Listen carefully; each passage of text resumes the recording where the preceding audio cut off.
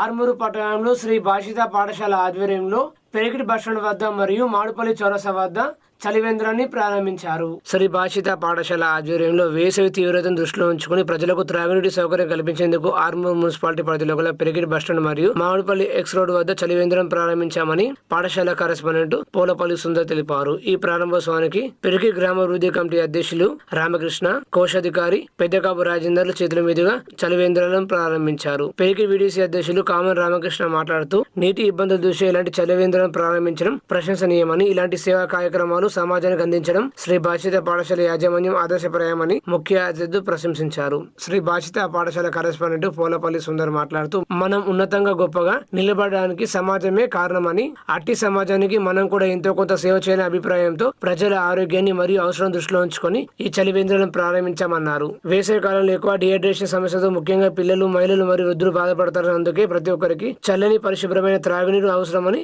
ఆయన అన్నారు. ఈ కార్యక్రమానికి వచ్చిన అతిథులను పాఠశాల కరెస్పాండెంట్ సుందర్, ప్రిన్సిపల్స్, సిబ్బంది సన్మానించారు.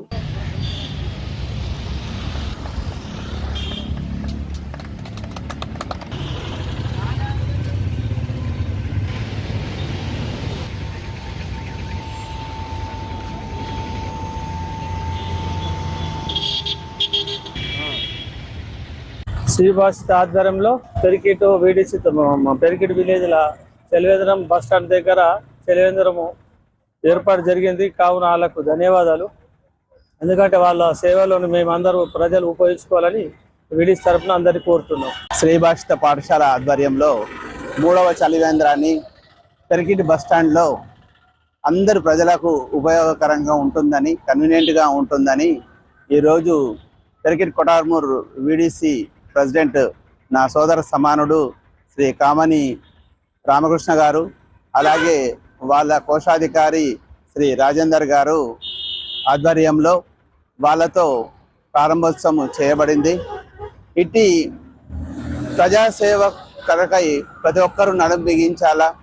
ఇవాళ సమాజం మనకేమిచ్చిందని కాదు, సమాజానికి మనం కూడా ఎంతో కొంత తెలియాలనే కార్పొరేట్ సోషల్ రెస్పాన్సిబిలిటీ కింద శ్రీ భాషిత పాఠశాల తరఫున ఈ సంవత్సరము 4 చలివేంద్రాలను ప్రారంభము చేయిస్తున్నాము. ఇది 3వది. ఇవాళ ఇంకొకటి కూడా చలివేంద్రము మాడుపల్లి చౌరస్తా దగ్గర ప్రారంభోత్సవం జరుగుతుంది. కాబట్టి ప్రజలు దాహార్తి కొరకు మంచినీటిని సద్వినియోగం చేసుకోవాలని నా హృదయపూర్వకంగా ఆహ్వానిస్తున్నాను.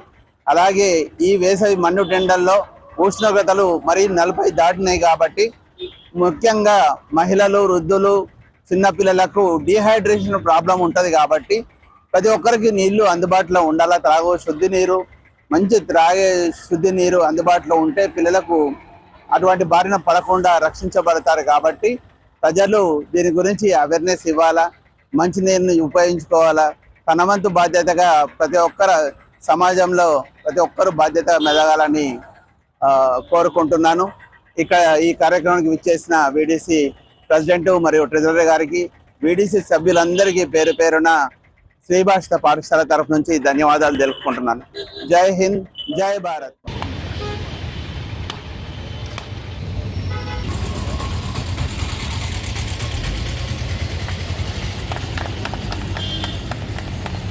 నమస్కారం.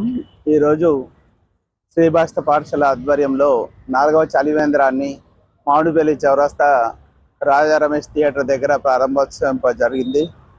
సో ఇటు చలివేంద్రాన్ని పాదచారులు అందరూ సద్వినియోగం చేసుకోవాల్సిందిగా కోరుచున్నాను. ఈ మండు వేసవిలో ఉష్ణోగ్రత పెరుగుతూ ఉంది, దాహార్తి పెరుగుతూనే ఉంటుంది. కాబట్టి పిల్లలు, వృద్ధులు, మహిళలు ముఖ్యంగా డిహైడ్రేషన్ బారి పడకుండా, వడదెబ్బకు బారి పడకుండా ఎప్పుడు శుద్ధమైన మంచినీళ్ళు తాగాలని మనవి చేసుకుంటున్నాము. శ్రీ భాషిత పాఠశాల ఆధ్వర్యంలో ఇలా కార్పొరేట్ సోషల్ రెస్పాన్సిబిలిటీ కింద సేవా కార్యక్రమాలలో ఇది కూడా ఒక భాగంగా ప్రతి ఒక్కరూ సమాజం మనకు ఏమిచ్చిందని కాకుండా సమాజానికి మనం కూడా ఎంతో కొంత చేయాల్సిన అవసరం ఉందని, సొసైటీలో ఎవరికైతే అవసరం ఉందో ఆ అవసరాలకు మనం కూడా మనమంతగా సహాయ సహకారాలు అందించాలని శ్రీ భాషిత తరఫున విజ్ఞప్తి చేస్తున్నాను. జై హింద్, జై భారత్. ఆర్మూరు పట్టణ